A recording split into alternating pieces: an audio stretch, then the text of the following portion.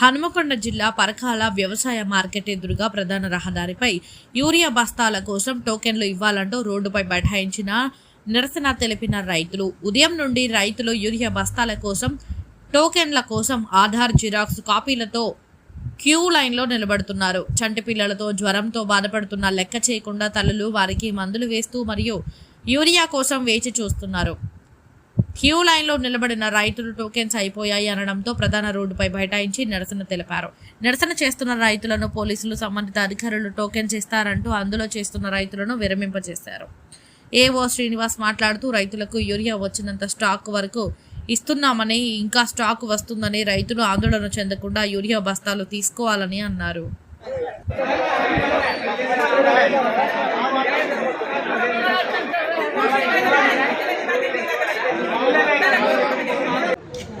ధర్మారమ్మ మండలం పరకాల నడుకుడే పిండి బస్తాల కన్నా ఇంతమంది ఉన్నారు. అసలుకే ఇయ్యనాడేలా కొడతాంటే రోడ్డు మీద ధర్నా చేస్తే మళ్ళీ వచ్చి ఇంటికి టోకెన్లు ఇద్దామని అంటే మళ్ళీ వచ్చి లైన్కి నిలబడ్డా. ఇప్పుడు టోకెన్లు ఇస్తారు. పాపకు బాబుకి జ్వరం వస్తే సిరప్ మరి టానిక్లు సర్దిగిళ్ళు అన్ని పట్టుకొని వచ్చి పాప ఇట్లనే ఉంది. సంచి తీసిండప్పుడు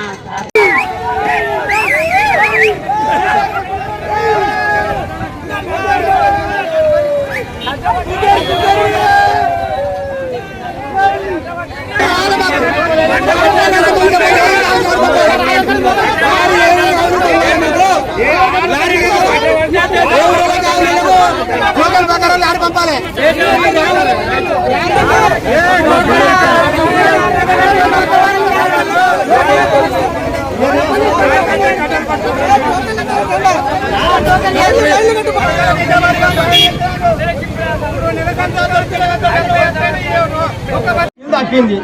నీళ్ళు తప్పింది. మా పరిస్థితి ఏంది? 6 గంటలకు అన్నం లేదు, మంచిని తాగలేదు.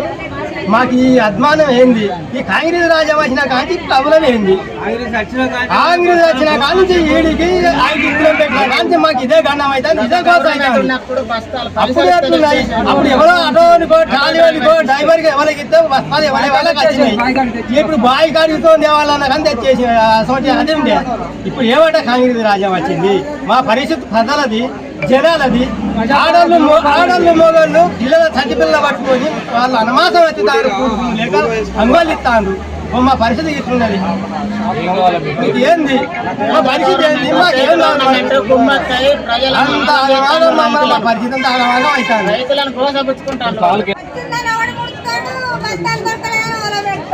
కేంద్ర గవర్నమెంట్, స్టేట్ గవర్నమెంట్ కలిసి కావాలని రైతులను ఇబ్బంది చేస్తాంలా. మరి ఏంది?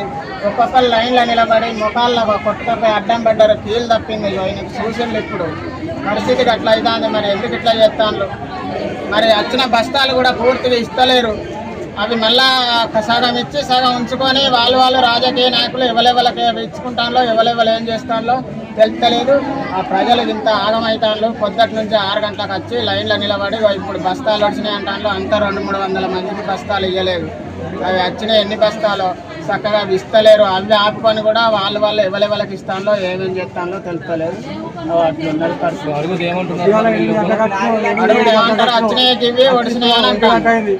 ఫస్ట్ వచ్చి అడుగుతా ఉన్నారంటే మధ్యలో ఇంత ఇవాళ వచ్చిన మంది తక్కువనే ఉన్నారు, వాళ్ళకి బరాబరి సరిపోతాయి బస్తాలు, ఏం కాదు, మీరేం ఇబ్బంది పడకుండా లైన్లో అట్లనే ఉండండి, మళ్ళా మీరేం ఒత్తుకోకుండా ఇబ్బంది పడకుండా అందరికి వస్తాయి ఇవాళ వచ్చినాయి బస్తాలు అని చెప్పింది.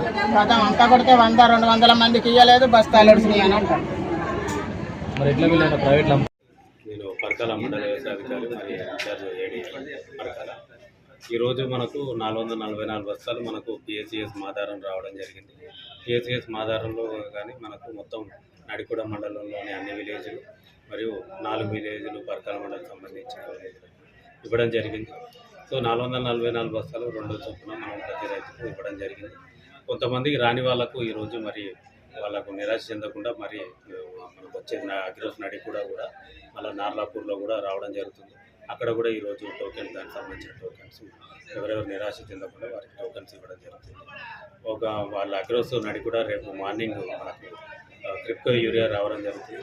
మరి ప్రైవేట్ పరంగా కూడా ఒక 4 సెంటర్లలో పరకాల పట్టణంలో 3 మరియు 2 సెంటర్లలో మన నడికూడ కంటార్మూర్లో మనకు రేపు క్రిప్కో యూరియా రావడం జరుగుతుంది.